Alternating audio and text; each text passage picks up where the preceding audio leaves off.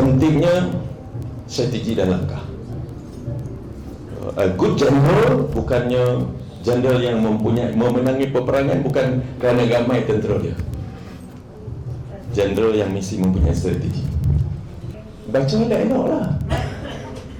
Baca elok-elok. Okay. Supaya jangan kita terselap congat. Orang tua kata, baca elok-elok. Itu sebab selalu kata, apa siapa yang kau pakai? Guna siapa yang betul. Siapa di sini lain, siapa yang Negeri Sembilan lain.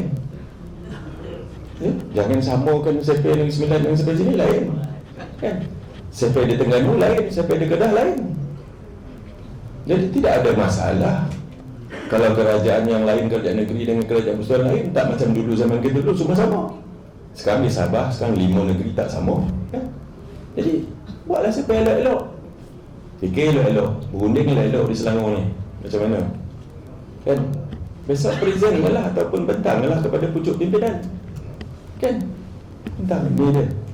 Buat macam ni dia. Buat macam ni dia. Buat macam ni dia. Jangan bagi satu ya kami nak macam ni. Bentangkan option-option pilihan-pilihan dia dan bagikan dia punya impact dia. Buat impact analysis macam mana. Tapi buat kajian sikap betul-betul. Jangan tak buat kajian sikap, lepas itu duduk tantai kaca ni apa orang monang ni apa. Tak boleh. Kita strategi tak betul lah, susah. Kita selalu langkah kita langkah sumbang. So janganlah kali ini jangan langkah sumbang lagi tuan-tuan. Langkah tu biarlah langkah yang betul. Susun elok-elok. Orang tua kata sebelum melangkah baca dulu. Orang tua cakap kau sebelum melangkah baca dulu. Dinding melangkah elok-elok. Jangan pakai langkah dada kosong. Ya. Jadi buatlah Selangor buat elok-elok. Selangor punya sepek tak sama dengan Sembilan tu. Saya ni Sembilan lain, Gombau lain, Gasah lain.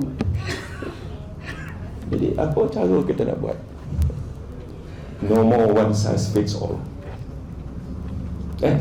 Buat e-game ke? Saya memang di kawasan di Gombau siap piala di Rantau, piala Tukmat, piala di Gombau tu.